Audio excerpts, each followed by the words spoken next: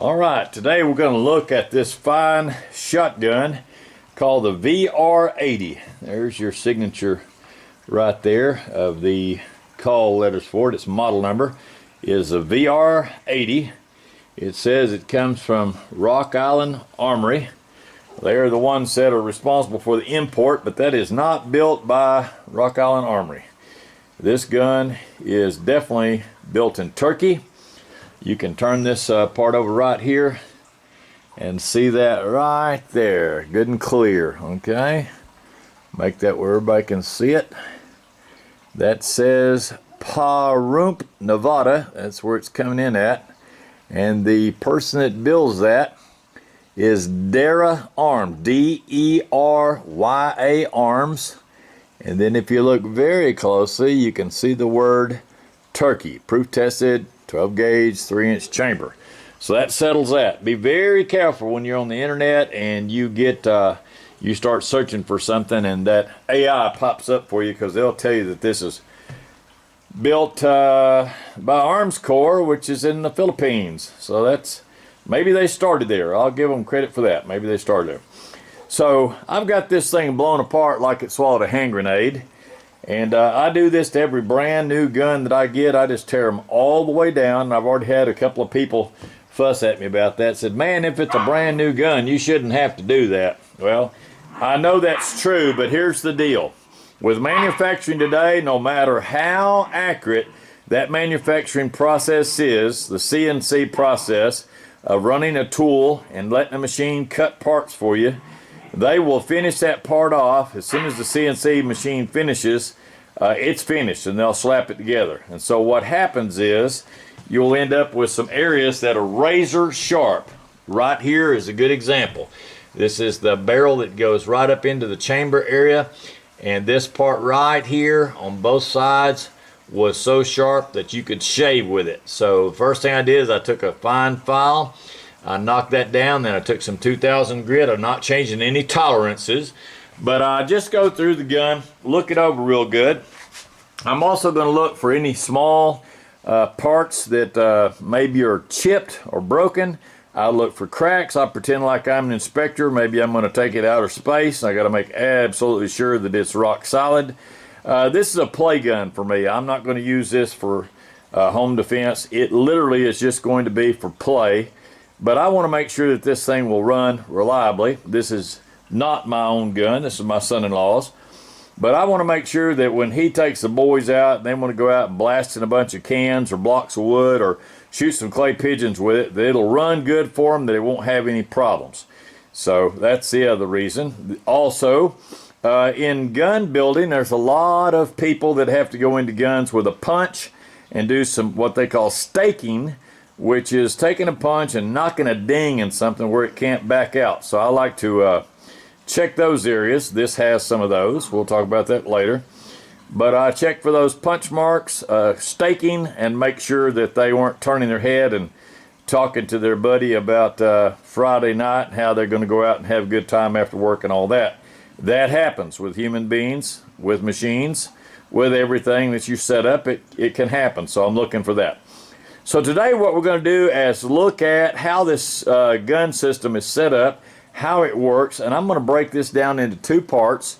When they bring this gun into the country, they use this oddball looking stock, and I don't know if anybody that likes this, but by making it like that with the hand grip on it, they can call this shotgun a sporter shotgun. The problem with this is it doesn't leave you very much room to stick your hand through in an AR style platform and get to your thumb safety on the far side. It pretty much blocks you. So that's got to go. We're going to put a very nice stock on here, 4-position stock, and we'll put a standard AR hand grip on it so it becomes as ergonomic as Mr. Eugene Stoner designed an AR platform to be. So that's one of the reasons that this VR80 has become a very popular gun already. Is it has controls and a layout that's ergonomic that looks like the AR-15. And don't be surprised about swapping parts, because that's just part of it. So we're going to lay this aside. We don't need that particular part. I got brand new ones on order. We'll lay him out of the picture. That means the butt stock gets laid out of the picture. The only thing that holds that on is 2 Allen screws. You do have to take a Phillips out here to get to the Allen screw, so that that can bolt up to something in there. They do have a steel plate right here. That is a steel plate that holds the butt plate, not the butt plate, but holds the butt stock, rather, holds the butt stock to the back of the gas tube right here. So the recoil, where the recoil plunger tube is, I should say. Recoil plunger tube, this is what bolts your plastic stock to that. We won't be having to use that again. So we've got that. This is the little cover that goes over the bottom of your hand grip. We don't need that. These iron sights are okay if you just want to buy a cheap shotgun and run it and have something to shoot with. It will get you to the range. But my son-in-law, I'm going to go ahead and put him a nice red dot, which you can clearly see that already. The red dot we're using is a Sig Sauer Romeo 5. I don't like Sig Sauer guns. I don't shoot them, won't use them. Not dependable, very dangerous as far as I'm concerned, but they do have a very nice red dot. This is a shake and awake, and a very nice little red dot. One single screw clamps it right on right there. Make sure that you put it in a position where it is far forward from you, so that you got plenty of eye relief, so you can see the targets on the right and the left and don't get tunnel vision. So what I want to do today is I want to go ahead and start reassembling this gun, and we're going to break this down into two parts. We will break it down into the lower and into the upper. We'll go ahead and break it down in three parts: the lower, the upper, and the barrel with its gas system. I want to show you how it works. So let's start off with the lower, and I don't think I have to do anything to it, so let's just go ahead and lay it. We'll lay it completely out of the picture for right now. There's the lower.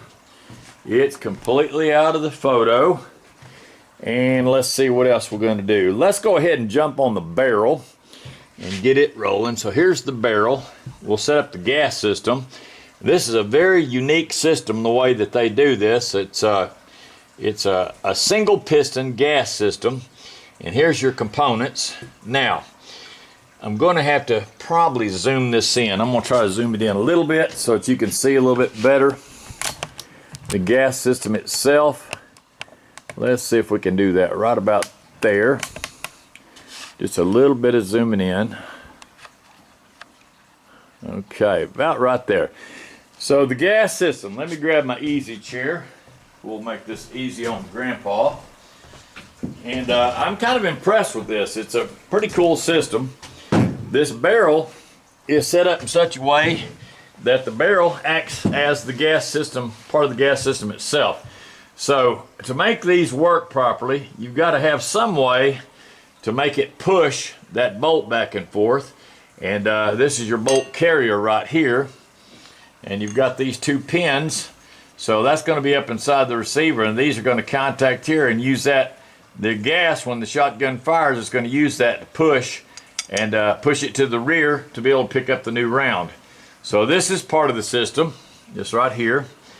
And let's see what else. We'll go ahead and put that on the barrel, get him out of the picture. We know what he does, and we know the push pins are operating pins. Not a dual piston, it's a single piston. So here we go, just slide it over the barrel, get that out of the picture. I've got the barrel good and clean. And we've got that right where it goes. We can spin that around, and we'll line that up when we stab the barrel, okay? So there's that part, that's easy.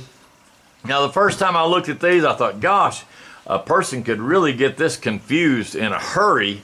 But I went ahead and just threw them apart and didn't worry about it. And here's what I decided to do. I thought, you know, if you're trying to figure something out and it's not super complex, sometimes the easiest way to do it is think about the function of each piece, okay? So that's the way that I went about it. So I looked at the barrel, and I knew on an M16 they got to have a hole drilled in the barrel somewhere, or M1 they usually put up underneath the front sight, they hide it.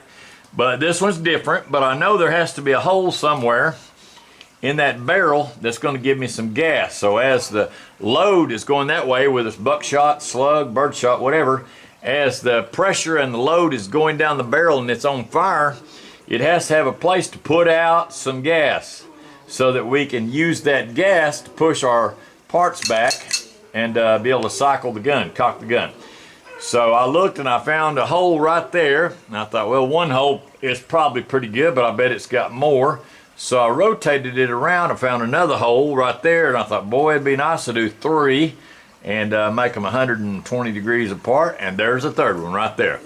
So I thought, okay, well, here's some locking clips. These little clips look like they lock something.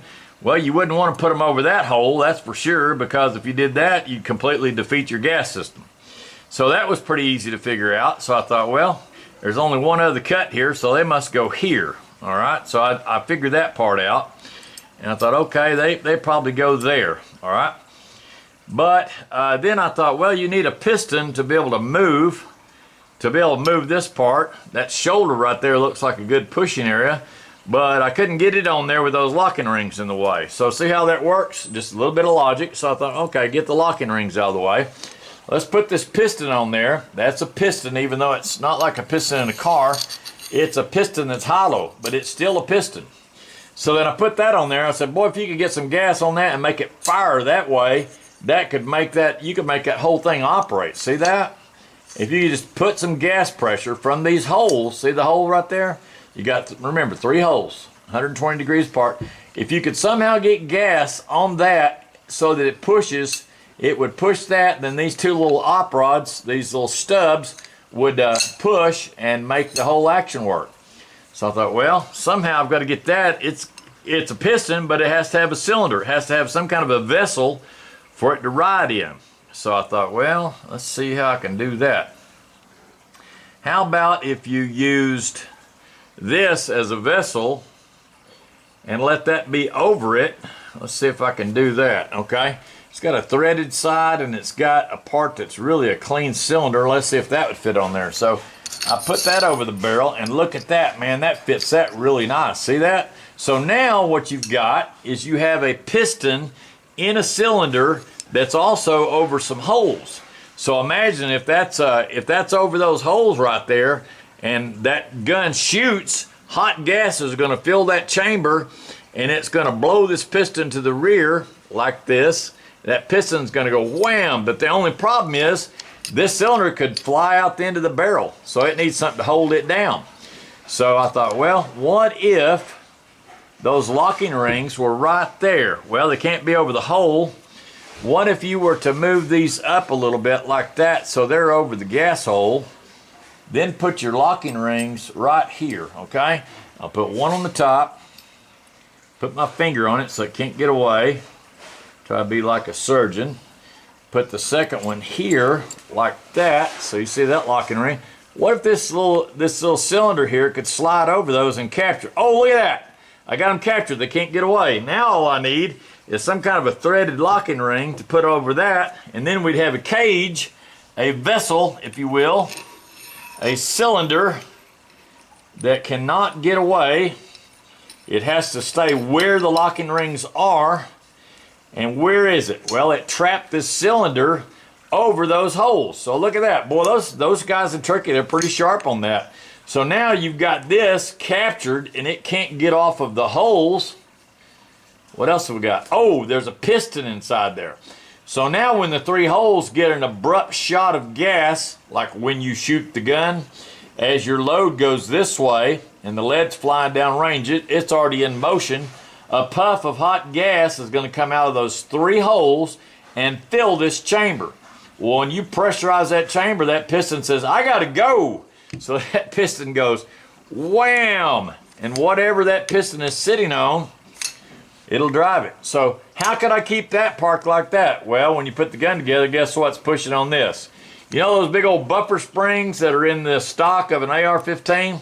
They're going to be pushing just like that on the bolt with a special carrier, and it'll put pressure on that so it will keep that piston in its cylinder.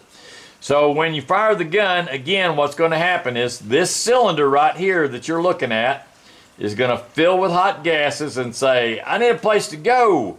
So this piston, the shiny stainless steel looking part, is going to fire. Wham! When it fires, it's got slots cut in it. You've got one of these for a heavy load and one for a light load.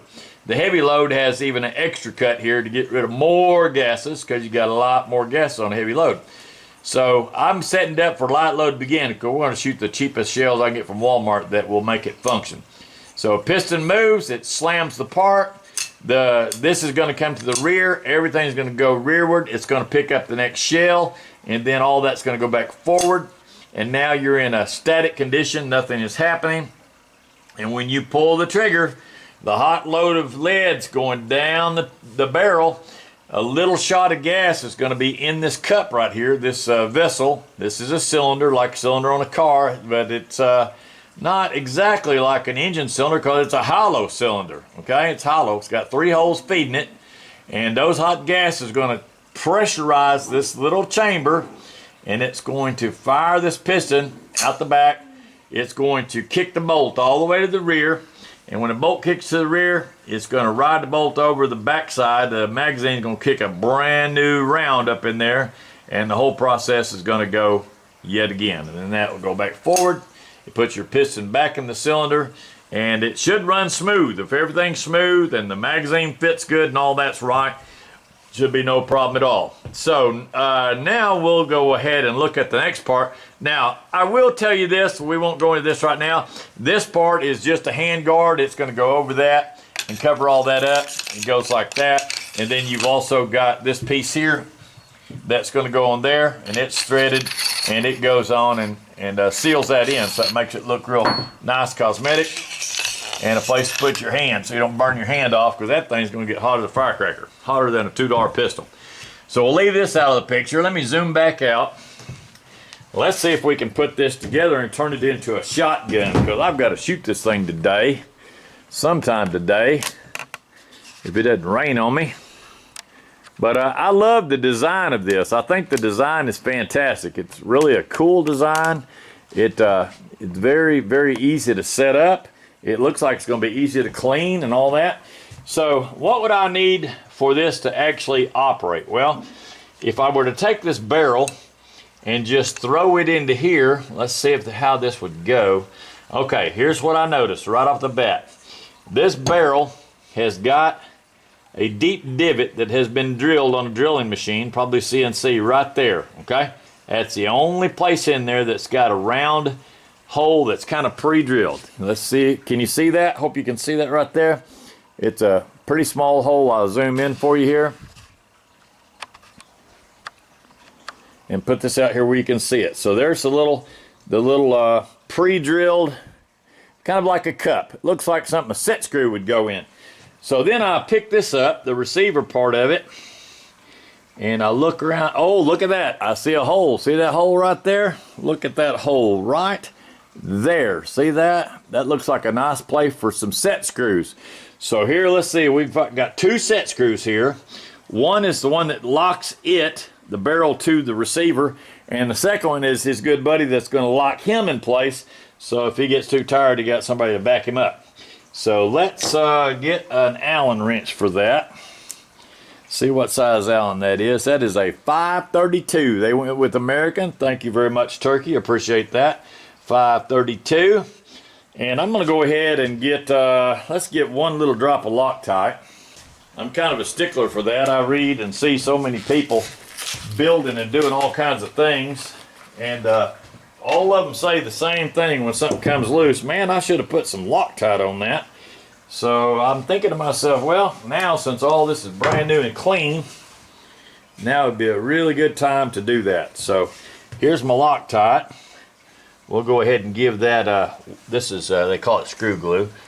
1 little drop there, 1 little drop right there. And that is going to be the cure for screws that like to back out. Now, you don't have to get nuclear with this. There's no reason to. It's going to hold itself together, no problem. So let's see, before I pack all that in there, probably need to have a bolt. So let's get the bolt set up. See if I can do that. This bolt needs to go in there. Now this gets a little bit complicated, but not too awful bad. So this bolt has got, here's the bolt. Let's see which way it goes. Okay, there's the bolt. And here's the carrier. That carrier's got the ball lock pin in it right there. And the purpose of that is when you stick this operating handle in there. See that right there? Isn't that cool? You can set it up for left-handed operation or right-handed. I don't want to stick it in there right now because that ball has got a spring underneath it. And I'm telling you, when you get that in there, you almost have a punch or something to push that ball down. But anyway, you can see that. This will be the very last step. We'll save this for last because we got to be able to float all this stuff around and not have anything in our way. So how does this go? Well, let's look at this for a second and think about it, how it goes. So you see the gun. You can see the optics. That's the front of it right there. Let's verify that. We'll verify it real quick before I jump to concussions. So here's the lower. You can see there's would be your buttstock would be there.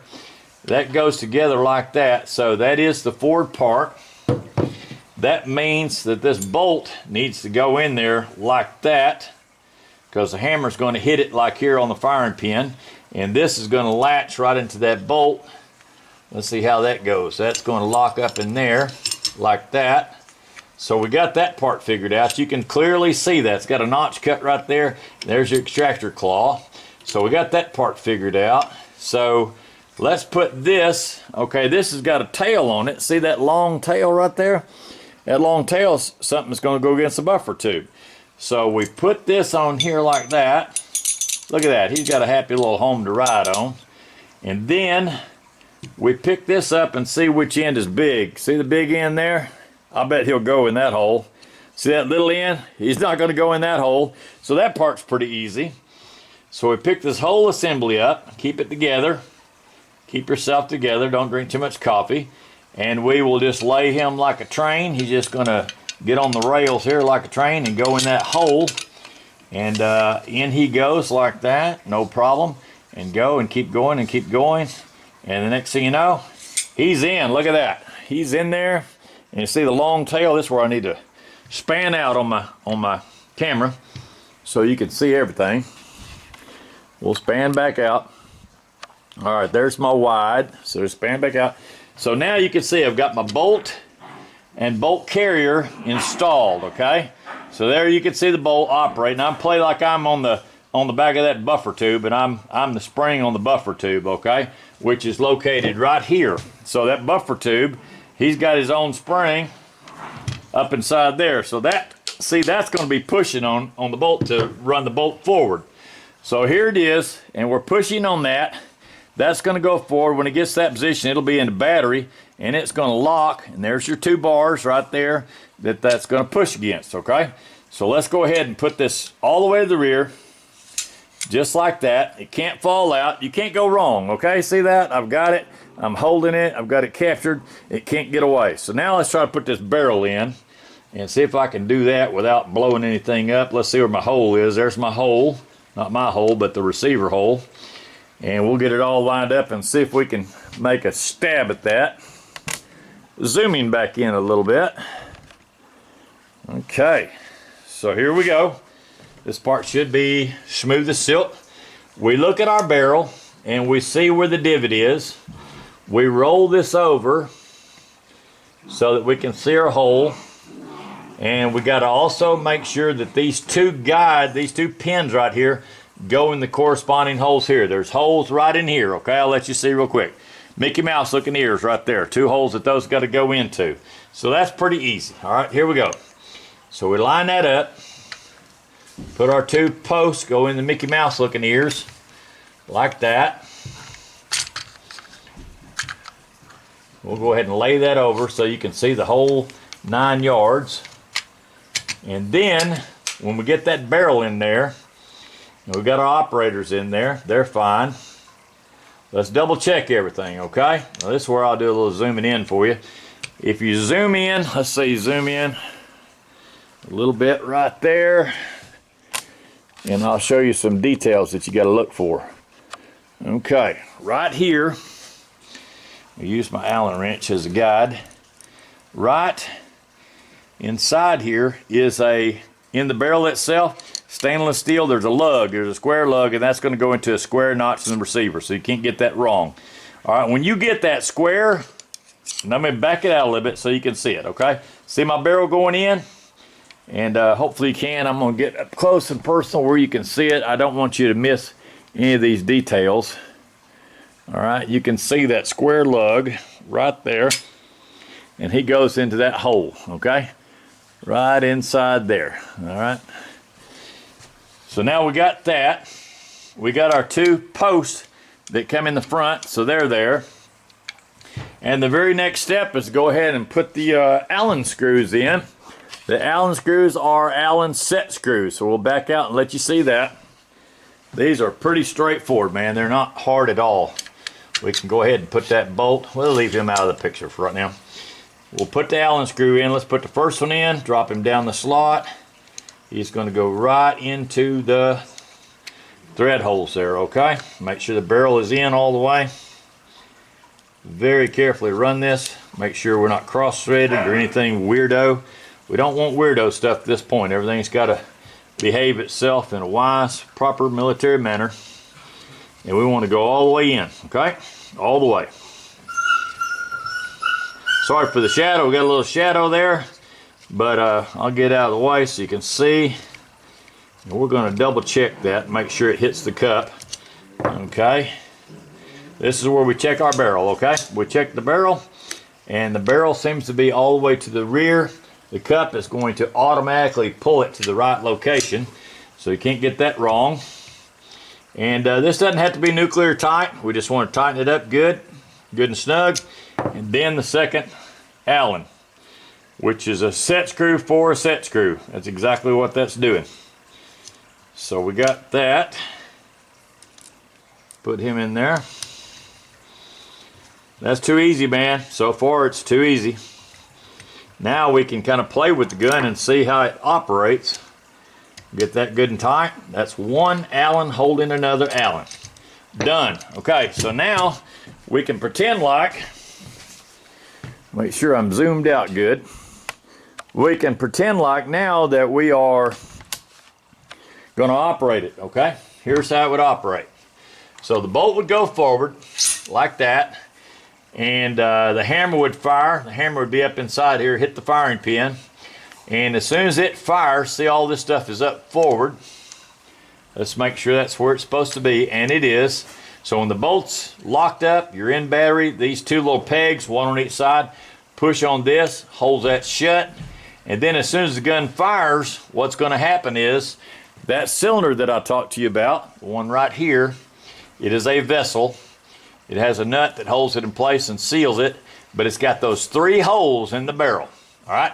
When that fills up with hot gases, it's going to fire this piston out. That piston fires out.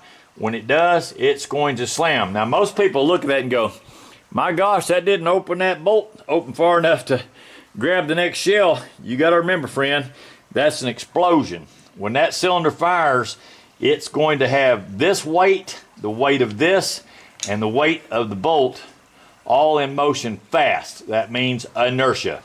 So just like if you were to gun a car and then let off the gas, that car is going to be in motion, man. So this is all in motion. It flies. It's going to work against the spring in the back. That's going to be working against the buffer tube spring.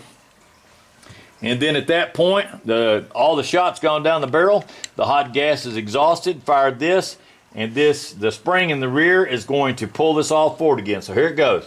So it goes forward again. The bolt is going to close and latch. And look what happened to the piston. Piston goes back in the hole. Let's do it one more time. Notice there's a gap left there. No big deal because you've got your pins. These pins on this little operator are riding on both sides. And this is a nice stainless steel area for that to ride on. Put a couple of drops of oil there, make it run good. So we fire the gun fires. This chamber in here, this vessel, fills with hot gases in an explosive fashion. It's going to fire this shiny piston rearward.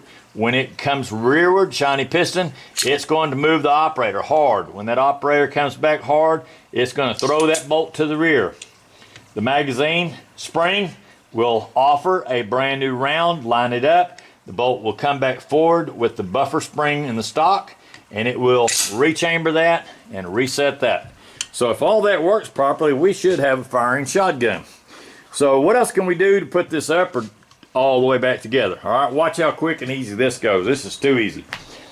So I mounted a laser on this, but this is how fast this goes. You literally just slap this on there. wiggle and rattle until it looks like it's going to fit. And when it fits on there properly, you can go all the way up to there and then slam that on there.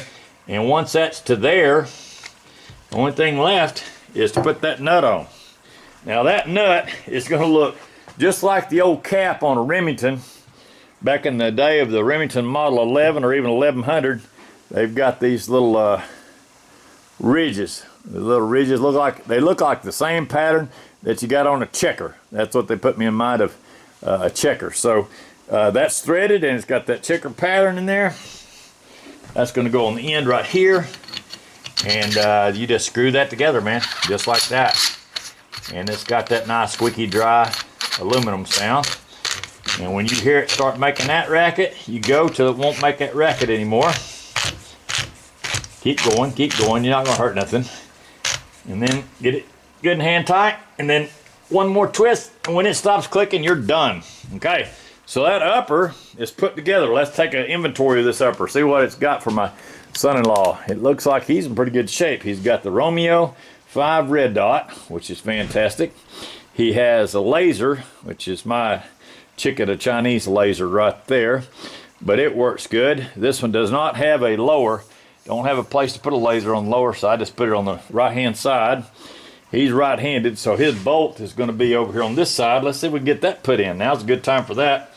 So right there is where that bolt goes, and we'll give it a little, this is a Kung Fu hammer hand technique, like that, and then double check it, and no spring, but it operates, and it won't pull out because it's a ball lock pin. So that part's good. So the upper looks like it is put together. So you can see, man, that's just too easy. Now, one thing I would do if it's me and I'm going to operate this thing, I would put some oil right in there on these, and I'll do that later, but I'll oil that and make sure that's oiled. And I'll also realize when that piston gets to running in there and hot gases exhaust, that's where your hand is going to be. So you either need to kind of put your hand back in this area where this slope is, keep your hand there, and on the hand grip, you know, it's going to have a nice military hand grip like a pistol grip. So one there and then one here, right there. Or you could go ahead and do like some of the big boys do and put your hand out here far and stay out here on that knurled part where the Picatinny is. You want to stay off that skinny part right there, even though it looks like a good place to put your hand. You'll burn your hand off. So now let's look at this lower and see what it would take to put it on. And next thing you know, we're going to have a shotgun that is ready to use. Okay, so that looks like a standard AR package to me. No big deal. Let's go ahead and put this on. I will tell you, this gun does not rotate well. It doesn't play well with others like that because there's gadgets up in here. So it's better to go ahead and just treat it all by itself, straight up and down. Don't try to rock or you know, rotate anything. Just put this in that area like that. Make sure it'll go up in there good. And just like that, man, once you get it up in there good, you're ready to hit this. I get my calibration hammer. Let's see if I can get that lined up. I am not lined up exact.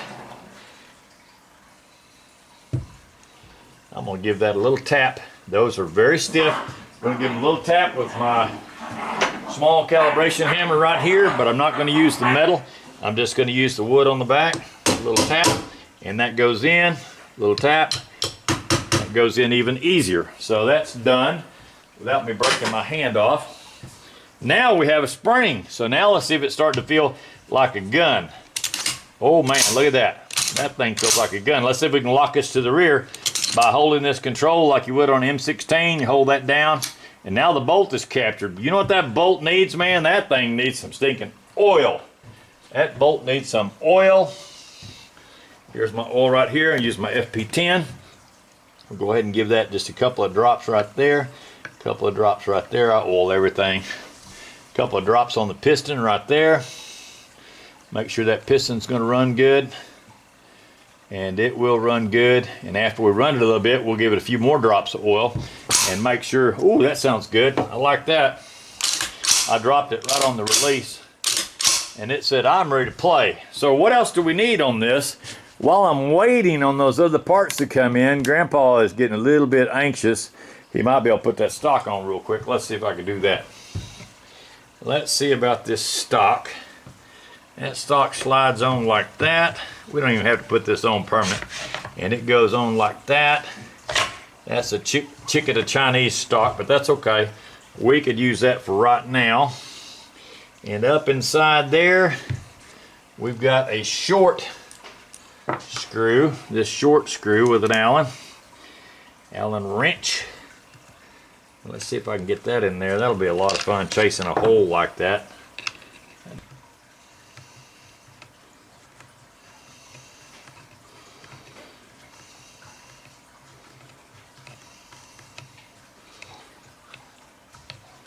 Okay, go ahead and get that on tight. Even though I got other parts coming, I want to be able to play with this a little bit and get the laser sighted in and the red dot sighted in. So I got that. And remember on this last one, when you put it in, you do have a steel plate that you've got to put on that to make that work properly with that plastic butt stock. You may not be able to see all this on camera. I'll see what I can do. Let's see what I can do. I see the tube up in there. Gonna have to trust me on this one. Let's see here. I got the screw going in the hole. Got that part. And tombstone looking deal. It's shaped like the stock, so you really can't get it wrong. It'll only go one way. So one thing about these Turkish dudes, they remind me of some of our gun designers from years gone past. I guarantee you they have copied some of the stuff from John Moses Browning and some of the stuff from some of the other guys, Mr. Grand. They've studied a whole bunch of their equipment and looked at it carefully. Some things work so good that there's just no reason to try to reinvent the wheel. There's just no reason to do that. So that little tombstone piece went in there good, steel plate, and that's going to secure that plastic chicken to Chinese stock. That's what I call it, my nickname for Chinese stuff. And we're going to go ahead and put that on like that and make sure it's good and snug. Don't have to be nuclear tight, because like I say, that's going to get replaced. I'm going to replace that. And then one more piece for Grandpa to keep him from dying. Go ahead and put this little rubber butt plate on there, a little recoil pad. It does have a tab that goes into, so you have to put that tab at the top, a little square tab. You got to put that in there first and then rock it forward. And then your screwdriver on this one is a Phillips screwdriver, which I happen to have close at hand. I love these screwdrivers. Lennox, man, these are good. If you want to get some good screwdrivers, these are made for plumbers, but plumbers don't put up with junk. They're better than electrician screwdrivers. They used to say, if it's not Klein, it ain't mine. Well, I found out these beat them, because these Lennox, the bits on these are got blended in with it. It's got a bunch of diamond dust. They don't let go. They are there for the duration. So now we put a shotgun together. Let's talk about the controls a little bit. We've got a bolt that's going to pull to the rear, put in a new round. We've got that on the right hand side. We've got the laser right there handy. So with the laser, you can hit that first button. You can clearly see that. I think you can. There's my laser right there on the towel. I've got to tune it. That's pretty easy to do. It also has a light. So we got a light and a laser. So he'll like that. And then we've got the nice Romeo 5 SIG red dot way away from your face, so you can see bad guys or bad targets far to the right, far to the left without being blocked. That's good. This being on this side means if you walk through the doorway, you're not going to hit your laser, because you would foul out the gun on the smooth side through the doorway. You wouldn't want to hang up on your bolt or your laser. So this, the operating side, the hand and all that, is going to kind of protect and guard this side. This side's going to be smooth and go sliding down the wall as needed. Well, let's look at a mag for this. These you can get 3 different mags that I know of. You may be able to get more, but you can get a 5-round mag, you can get a 9-round mag and you can get a 19-round mag. I will tell you from everything I've seen on these, you do not want to slam these mags because you can go in a little too deep with them. I have already found that out. Just like I do on my 1911 pistols, I always insert my mag with the bolt to the rear. It works better that way. And put your mag in, but you don't need to pound it in, okay? Once it gets these stops, you don't want to go any farther than that. So just put it in smartly, but not crazy. You don't have to be crazy with it. And then your bolt release is right there. You would pick up the first round. So you give that a little pound, kung fu hand, and that would be chambered. That thing would be ready to go. It rode down the follower no problem. Let's see if it locks on the follower. And it does. So that's going to lock back. When it runs dry, it should lock back just like a regular pistol would. So like a 1911 or maybe a AR-15. All my AR-15s lock open when they're done. So that's a pretty good looking rig. Now, like I say, I'm going to replace this. That part's no problem. I got rid of the little cheap sights. These little sights here, it comes with those. You can use them. They're not bad. There's your front blade. And has that for adjustable rear. They're cheap made, but it's okay. Just to get started, it'll be fine. And then it had this little loop here on the side with a single screw, Phillips screw, and that was to put a lanyard in on one side. And I think it does have QD. A lot of people nowadays like QD. And there's a QD hole right there. I probably got the laser covering up the other one, and I don't see one anywhere back here, but that's okay. We're not worried about it. There's another one on that side right there. But I need to take this thing out in the yard. Let's do that. You'll see that on the next video. So I hope this is helpful. If you got one of these that's swallowed a hand grenade and it was just laying out in parts, or maybe somebody got mad at theirs and threw it out in a cardboard box and they didn't know how to put it back together, now you know. So thank y'all for watching. Please tap that little like, subscribe, and bell notification. Let's keep these videos rolling. Thank you so much for watching, and over and out for now.